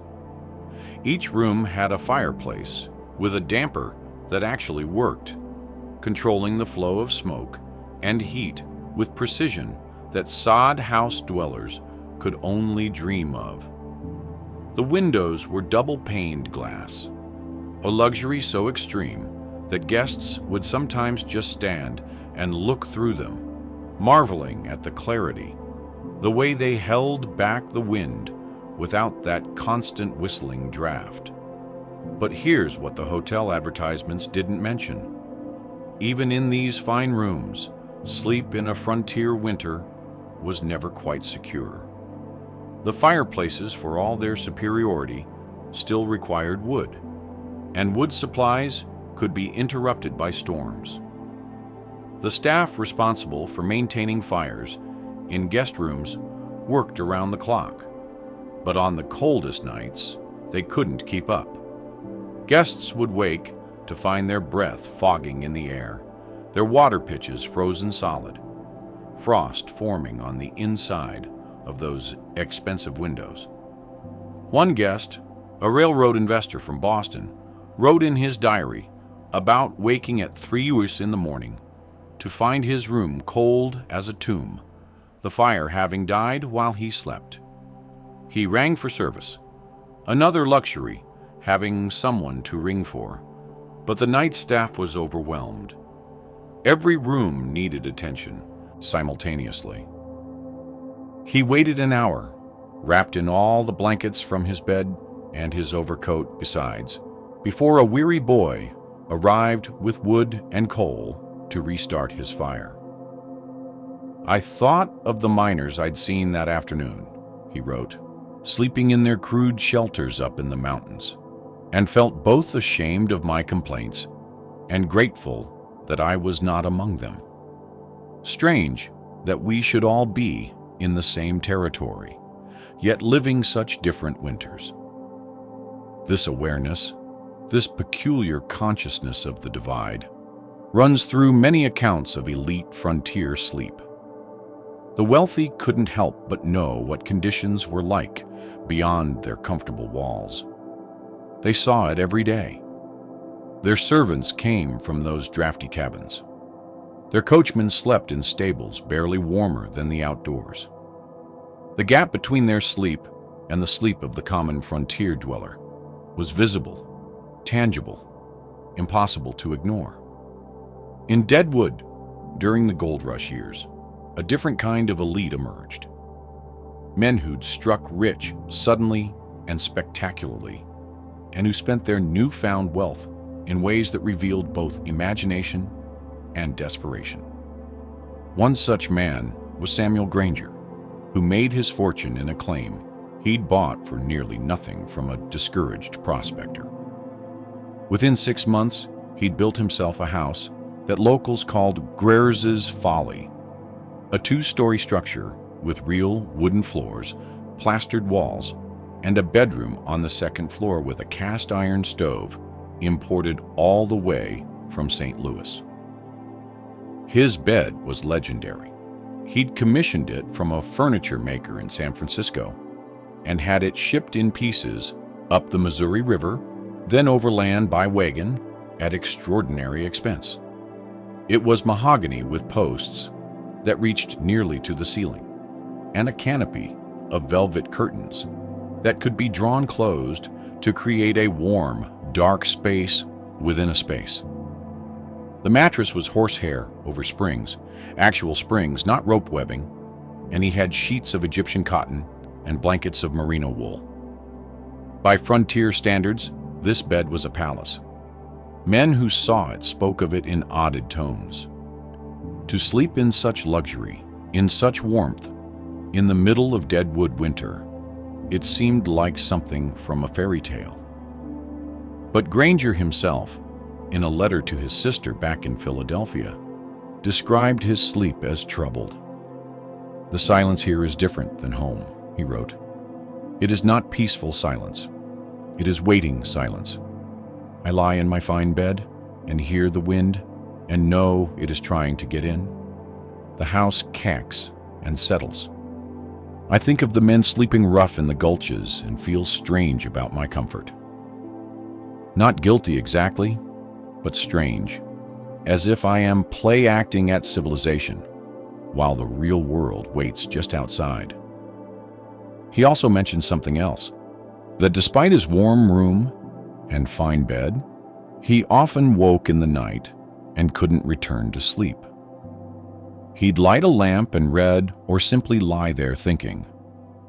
The comfort, he suggested, was almost too much. His body didn't trust it.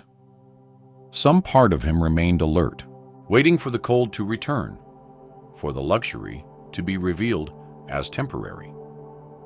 This restlessness appears in other accounts from frontier elite, a kind of psychological inability to fully relax even when physical conditions were favorable, as if sleeping too comfortably felt dangerous, like letting your guard down in enemy territory. The truly wealthy, the railroad barons, the big ranch owners, the territorial governors, often maintained two residences. They'd have their fine houses in growing cities like Denver, San Francisco, or even back east.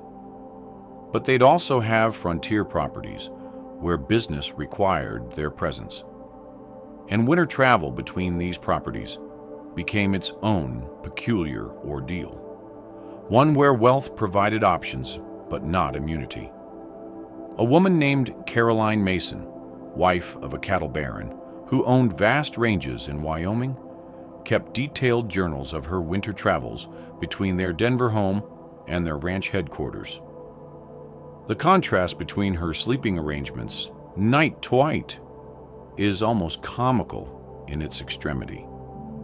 In Denver, she slept in a 4-poster bed with a feather mattress in a room heated by a modern coal furnace that piped warmth through metal registers. Her nightgowns were silk and flannel, her bedroom slippers lined with rabbit fur. She had a maid who would warm her sheets with a long-handled brass pan filled with coals before she retired. But when business called her husband north to the ranch, she accompanied him. And then she slept in stagecoach way stations, rough buildings where a dozen travelers might crowd into a single room, sharing beds with strangers, hoping the fleas wouldn't be too bad. She slept in hotel rooms in cattle towns where the walls were so thin she could hear conversations in adjacent rooms, and where the stove's heat was controlled by whoever woke first, not by her preference. She slept on one memorable occasion when a storm stranded their coach. In the coach itself pulled off the trail and half buried in snow, huddled with the other passengers under every blanket and coat they possessed. "I have slept in the finest hotels in New York and Paris," she wrote, after that particular incident. "And I have slept in a frozen stage coach listening to wolves. Sometimes these experiences are separated by mere weeks. This territory makes strange Democrats of us all, at least when it comes to winter." Her journals reveal something important. Wealth in the frontier context was precarious. It could buy you comfort, but that comfort was conditional, always at risk of being stripped away by weather, by travel, by the simple realities of distance and isolation. The elite could not entirely separate themselves from the frontier's harshness. They could only negotiate with it, finding moments of softness within larger patterns of difficulty. The social rituals around sleep among the frontier elite are fascinating in their own right. In established towns, as winter set in, the wealthy would gather for evening socials that extended late into the night. Dinners, card games, musical performances in parlor warmed by stoves that consumed wood at prodigious rates. These gatherings were partly about entertainment and partly about defying the winter darkness, asserting that civilization could maintain its rhythms even here, even now. But they also had a practical function. Traveling home after such events through dark and cold streets was dangerous. So hosting families would often offer their guests the option to stay overnight. This created a peculiar intimacy where social peers would suddenly find themselves sleeping in the same house, sometimes sharing rooms or even beds in the old tradition of bundling that most had thought left behind in earlier centuries. A Denver socialite named Margaret Whitfield described in her correspondence the awkwardness of waking in a guest room to find frost on the windows and the fire long dead, then having to make her way downstairs in yesterday's evening dress to join her hosts for breakfast. Everyone pretending that this situation was perfectly normal and dignified. "We maintain the forms," she wrote, "even when the conditions make them somewhat absurd. We dress for dinner, even though we may all sleep in our clothes afterward. We use the good china, even when the water is frozen and the washing must wait for spring. There is comfort in the rituals, I suppose, even when they serve no practical purpose." This performance of civilization, this insistence on maintaining standards, even in conditions that made them difficult, was central to elite identity on the frontier. Sleep was part of that performance. You were supposed to retire at a respectable hour, to maintain privacy and dignity, to wake refreshed and properly dressed. The fact that this was often impossible didn't stop people from trying. The architecture of elite sleeping spaces tells its own story. In the grand houses that survive from this era, the bedrooms are revealing. They're positioned on upper floors, which should have made them warmer, heat rises, but which also made them more exposed to wind. They have multiple windows, which provided light and air, but also let in cold. They're often surprisingly small, these bedrooms, despite the house's overall grandeur. Why? Because smaller rooms were easier to heat. Even the wealthy understood this practical reality. You might have a large drawing room or dining hall for entertaining, but your bedroom, where you'd spent your most vulnerable hours, was kept compact. Many elite homes featured sleeping porches, enclosed but unheated spaces, where people slept in the belief that cold, fresh air was healthier than warm, stale indoor air. This was a fashionable health theory in the late 19th century, and the frontier's wealthy embraced it with enthusiasm, perhaps partly because it gave them a way to frame choosing to sleep in cold conditions as a sophisticated health choice rather than a necessity. One such sleeping porch survives in a mansion in Montana, now a museum. It's glassed in on 3 sides with a narrow bed and a small table. A placard explains that the lady of the house slept there year-round, believing it prevented consumption and promoted vitality. What the placard doesn't mention is that the bedroom immediately adjacent, with its large fireplace and heavy curtains, was also maintained and used by her husband. They slept separately, he in warmth, she in cold, each believing they'd made the correct choice for their health. Modern visitors often find this baffling, but it speaks to something important about how people understood sleep and health in that era. Comfort wasn't always the goal. Sometimes discomfort was sought, believed to be strengthening. The elite could afford to make these choices. The poor simply endured whatever conditions they had. Servants' quarters in elite frontier homes present their own sad contrast.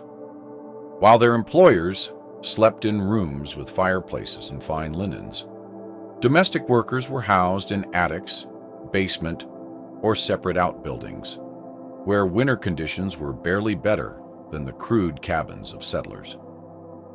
A cook named Mary Chen who worked for a wealthy family in Sacramento but traveled with them to their summer ranch in the Sierra Nevada foothills, wrote letters to her sister in San Francisco describing the arrangements.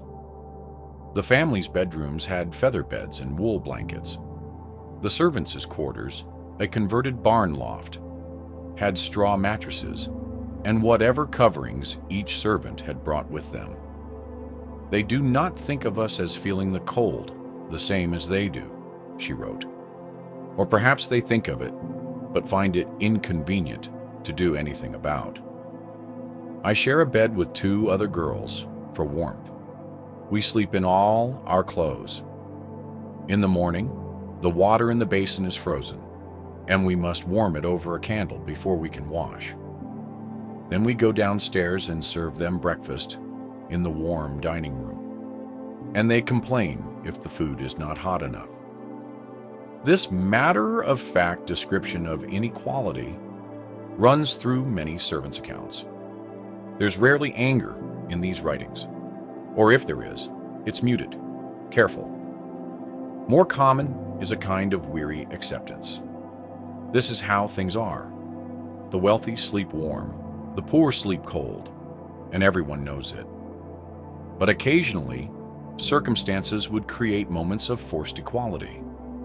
During severe blizzards, when keeping multiple fires going became impossible, households would sometimes consolidate, family and servants crowding into 1 or 2 rooms where a single large fire could be maintained.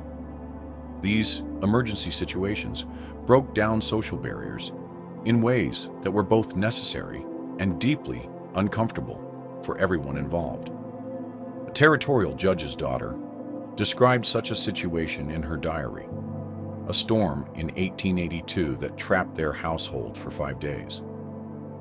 "We all slept in the drawing room," she wrote, "our mattresses laid out on the floor around the great fireplace. Father and mother, my sisters and I, and also our cook, Mrs. Patterson, and our housemaid, Annie. The first night was strange beyond words. We did not know where to look or how to behave.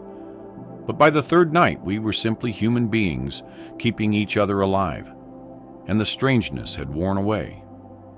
I learned that Annie snores and that Mrs. Patterson prays aloud before sleeping, and these small intimacies would have been unthinkable before the storm. When the weather cleared and normal arrangements resumed, she noted that everyone seemed relieved to return to their proper places. Yet something had shifted. I cannot see Annie now without remembering her lying beside us in the firelight. We are not the same as equals, but neither are we as separate as before. The children of the frontier elite had their own peculiar relationship with winter sleep. Many were sent east for education, spending winters in boarding schools where heating was better and conditions more predictable. But those who remained experienced a strange duality, comfort in their own homes mixed with awareness of the broader frontier reality. A boy named Thomas Everett, son of a mine owner in Colorado, wrote in a school composition about his winter nights. At home, he had a bedroom to himself, a luxury most frontier children never knew. His father had installed a small stove in his room, and he had warm quilts and a feather pillow. But he also wrote about lying awake, listening to the wind, thinking about the miners who worked his father's claims, knowing they slept in crude barracks up in the mountains. "I feel guilty for my warmth," he wrote with the directness of childhood, "but guilty enough to give it up. Does this make me a bad person? I do not know. Father says we have earned our comfort through hard work and risk. But I did not work or risk. I was simply born to it. This consciousness, this awareness of unearned privilege, threads through accounts from frontier elite children. They were raised to understand that their comfort was not universal, not guaranteed, not entirely deserved. And this shaped their sleep, adding a layer of psychological complexity to what should have been simple rest. As the frontier era progressed into the 1880s and 1890s, the gap between elite and common sleep experiences began to widen in some ways and narrow in others. Towns grew more established, infrastructure improved, hotels became more numerous and more standardized. The wealthy could increasingly insulate themselves from frontier hardships. But winter remained winter. The cold still came. Storms still trapped people, and geography still enforced a kind of democracy. When you were caught on the trail between towns, your bank account couldn't summon shelter that didn't exist. There's a particular account that captures this beautifully. In 1888, a wealthy businessman named Robert Chandler was traveling from Cheyenne to Denver by private rail car, the ultimate frontier luxury, a fully appointed car with sleeping berths, a small stove, carpeting, and curtained windows. But a massive blizzard, later called the school children's blizzard, stranded his car on the tracks. The stove's coal ran out. The food supplies were limited.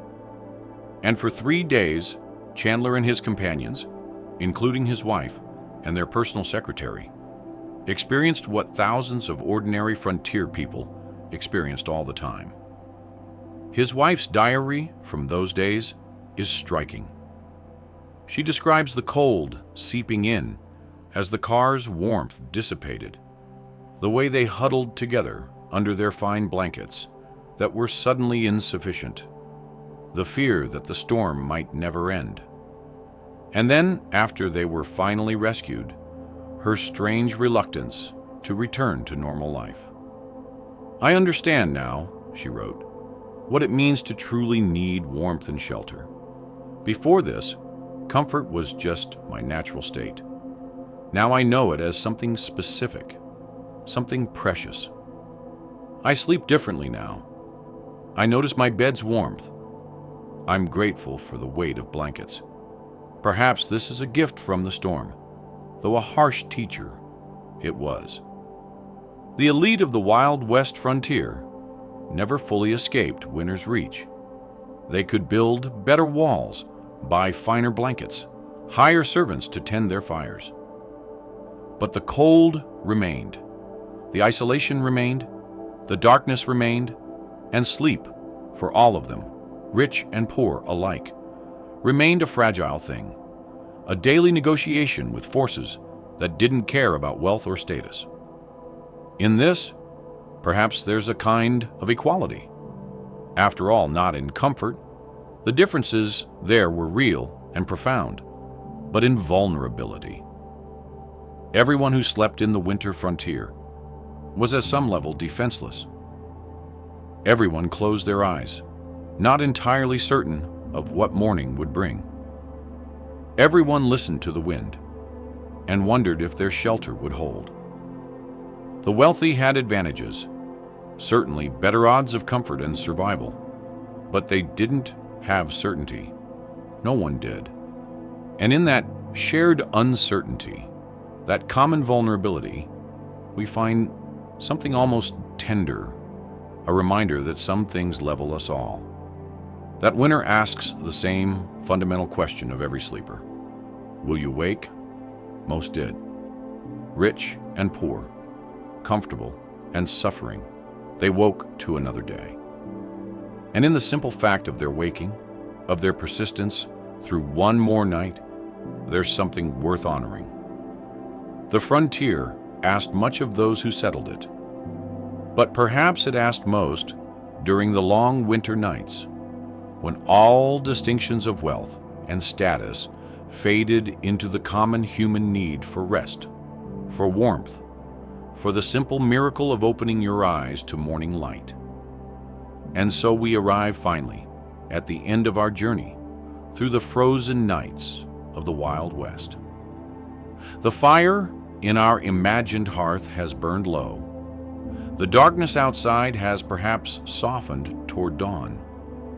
Or perhaps you've drifted through this entire story in the timeless space that exists between waking and sleep. Either way, it's time now to gather the threads of what we've seen and carry them gently toward rest. We began by asking what it meant to sleep when winter froze the frontier solid, when survival itself was uncertain, and comfort was a luxury most could never afford. We walked through drafty cabins where breath turned to frost on the inside walls. We crawled with hew glass across impossible distances, sleeping in bear hide under merciless stars. We touched the mysteries of shared dreams and death sleep nights, of heated stones wrapped in precious fabric, of indigenous wisdom that understood what the newcomers were still learning. And we saw how even wealth could not entirely protect against winter's reach, how the cold found ways into even the finest bedrooms. What emerges from all these stories, all these fragments of the past, is something both simple and profound. People slept against all odds through conditions that seem unimaginable to us now. They closed their eyes and surrendered to rest, not because they were braver than we are, or stronger, or more resilient, but because they had no choice. The body demands sleep. Life requires rest. And so they found ways, however imperfect, however uncomfortable, to give themselves what they needed to continue. Think for a moment about the distance between their sleep and yours. You lie now, perhaps in a room, whose temperature is controlled by a thermostat, a device that would have seemed like pure magic to a frontier settler. Your walls are insulated, your windows sealed, your roof solid and waterproof. If you feel cold, you can adjust a dial, or pull up an extra blanket from your closet, where you have more blankets than any frontier family owned in total. You are safe from wolves and weather. You are warm without effort. You can sleep without vigilance. This is no small thing. This is a victory so complete we barely notice it anymore. But it was won by those who came before, who endured the cold nights, who learned through bitter experience what worked and what didn't, who built better shelters and passed that knowledge forward generation by generation until warmth became ordinary instead of miraculous. The frontier sleepers didn't know they were part of this progression. They were simply trying to survive winter after winter. But their persistence, their refusal to give up even when sleep became a test of endurance, that created the foundation for everything that came after. There's a particular quality to winter sleep that we've traced throughout this journey. It's not the deep, peaceful rest of safety and comfort. It's something more fragile, more aware. The frontier sleepers never quite let go. Some part of them remained alert, listening for danger, monitoring their own bodies for signs of colds, encroachment. They slept lightly, woke frequently, drifted back under repeatedly through the long, dark hours. Modern sleep science tells us this is poor quality sleep. It's fragmented, insufficient for proper rest and healing. And yet they survived on it. Not just survived, they built towns, raised children, pursued dreams, created the framework of a society, all while sleeping poorly night after night, month after month. There's something almost heroic in this. Though it wasn't meant to be heroic, it was simply what was required. The quiet, unheroic persistence of ordinary people doing what must be done. Closing their eyes despite the cold, breathing slowly despite their fear, trusting that morning would come, even when the night seemed endless. And morning always came. The sun always rose, pale and cold, but present, breaking the darkness one more time. The frontier sleepers would wake, stiff, tired, still cold, and they would begin again. The rhythm of survival repeated endlessly until eventually winter loosened its grip and spring returned. We cannot truly know what their experience felt like. We can read their words, examine their artifacts, reconstruct their shelters, and study their conditions. But the interior experience, what it felt like to be cold for so long that cold became your natural state, what it felt like to drift towards sleep, uncertain if you'd wake, what dreams came in those circumstances, and what they meant, this remains beyond our reach. Perhaps that's as it should be. Perhaps some experiences belong entirely to those who lived them. We can honor the frontier sleepers without fully understanding them. We can acknowledge their struggle without appropriating it. We can be grateful for what they endured without romanticizing it. Because it wasn't romantic. It was cold and uncomfortable and frightening and exhausting. It damaged bodies and broke spirits and claimed lives. Not every winter sleeper woke in the spring. Not every family survived intact. The frontier was beautiful in many ways, but the winter nights were not among its beauties. They were its test, its cruelty, its way of separating those who could endure from those who could not. And yet people did endure. More than that, they found moments of warmth even in the cold. The comfort of another body sharing your blankets. The brief pleasure of heated stones wrapped in cloth. The satisfaction of banking a fire just right so it lasted through the night. The relief of waking to find everyone safe, everyone breathing. Another night survived. Small victories, but real ones. Enough to keep going. Enough to try again, the next night and the next. As you drift now toward your own sleep, warm, safe, comfortable, beyond the wildest dreams of any frontier settler, perhaps you can carry with you an awareness of this inheritance. The warmth you enjoy was not always available. The security you feel was not always certain.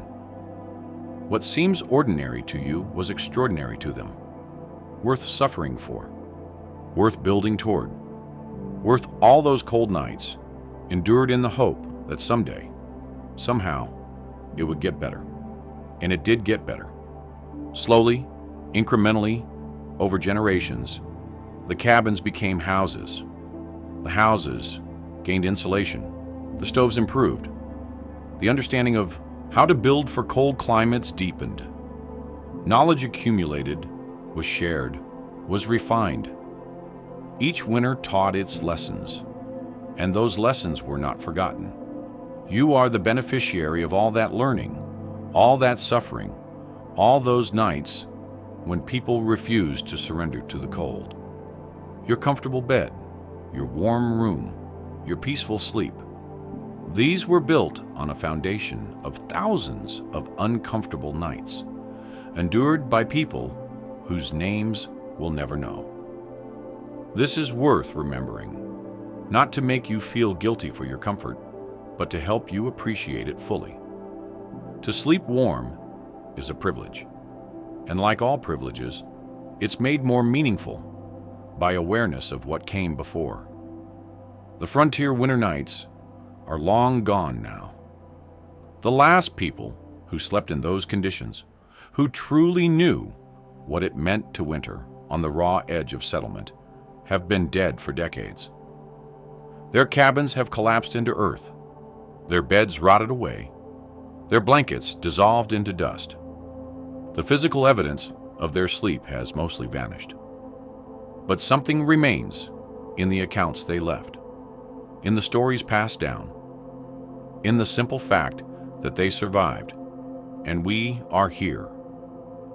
Their experience echoes forward, We are connected to them through this most basic human need, the need to rest, to close our eyes, to surrender to sleep, even when circumstances suggest we should remain vigilant. They slept in the cold so that eventually someone, us, could sleep in warmth. They endured so that endurance would not always be necessary. They persisted so that persistence could one day give way to ease. This is their gift to us, but real. And perhaps the best way to honor it is simply to sleep well, to let ourselves sink into comfortable rest without guilt, but with gratitude, to close our eyes knowing we are safe, and to remember just for a moment before sleep takes us that this safety was not always available. Outside your window, the world continues. Perhaps it's winter where you are now, or perhaps summer. Perhaps you're falling asleep in darkness or in morning light. It doesn't matter. What matters is that you have shelter, you have warmth. You have the luxury of sleep that is restful, rather than merely sufficient. The frontier sleepers would envy you this, but they would also be glad for you. They didn't endure those hard winters because they enjoyed suffering. They endured because they hoped for something better, for themselves, if possible, for their children, if not, for someone someday. And here you are, the fulfillment of that hope, sleeping in the warmth they could only imagine. So sleep well tonight. Let yourself drift without resistance, without the vigilance that frontier nights demanded.